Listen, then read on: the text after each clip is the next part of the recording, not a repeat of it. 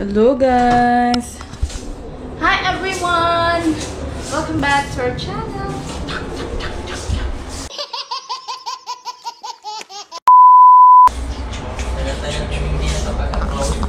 So it's been almost a month or sobra na be. Ay nako.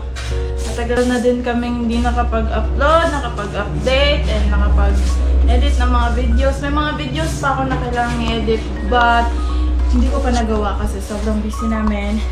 And anong kinabibisiyan namin dito sa few months is nagpagawa kami ng maliit na bahay, guys. And ito na yun. Ito na yung hindi pa tapos. Hindi pa tapos dahil marami pang kailangan ayusin. So ngayon, guys, is November 28 and konti na lang yung kailangan naming gawin dito sa loob.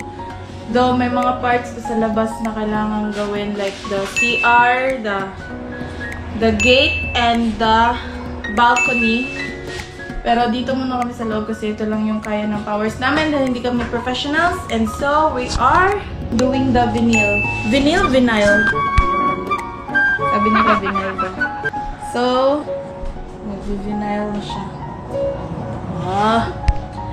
How to install vinyl tiles unprofessional version.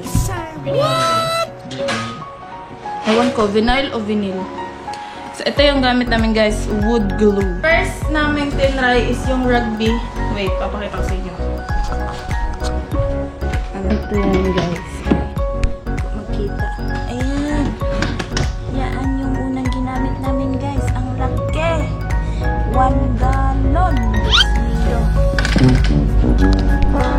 Ayan, 1 gallon na rugby pero hindi nag-work. I-continue namin to, guys. And mag-wallpaper kami kasi may isa pa akong wallpaper. Hindi ko pala napansin. Nasa kabila. Kaya dinala ko na lang. So, dyan. Para ito doon. Yan guys. Tapos dito, umorder pa ako sa Shopee kasi nakulangan kami ng ganyan na wallpaper. Dito na part is mga patterned na wallpaper like this. And I think dito din siguro. Din no? No? Dito din. Dito din patterned para mukhang mataray. Charot. Ako yung nag-fix dito na part kahapon. Until nag-install papunta doon. So ngayon siya naman magko-continue doon na part. Ito yung door jamb para doon sa CR. Pag inopen siya, nandito ang aming kwarto. Ayan. And then, lagyan ng aircon. Hindi pwedeng walang aircon si madam. Ayan. So mag-install pa kami dyan ng wallpapers and vinyl. Bakit wallpaper? Kasi cute. Personalized talaga. Easy and affordable. Itong glass na to, first plan namin is sliding window. Pero I thought of something different. So we decided to have a fixed glass na lang para hindi siya masyadong ordinary.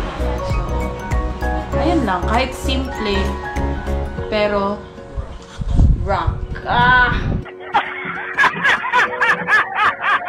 Yun na nga. Kinulang kami ng wallpaper. So, hopefully, darating yung wallpaper namin by next week. Hinihintay lang kasi namin para lumipat. Tapos matapos tong balcony, tsaka yung CR. And some part dun sa fence. And yung kuryente, yung pinaka-importante. That's it for today's video. Thank you for watching. If you haven't subscribed to our YouTube channel, click the subscribe button.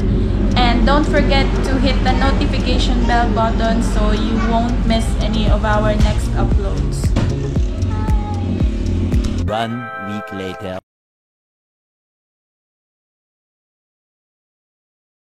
So this is it, guys. Muna ni ang unfinished, no? Muna ni ang sawa. So,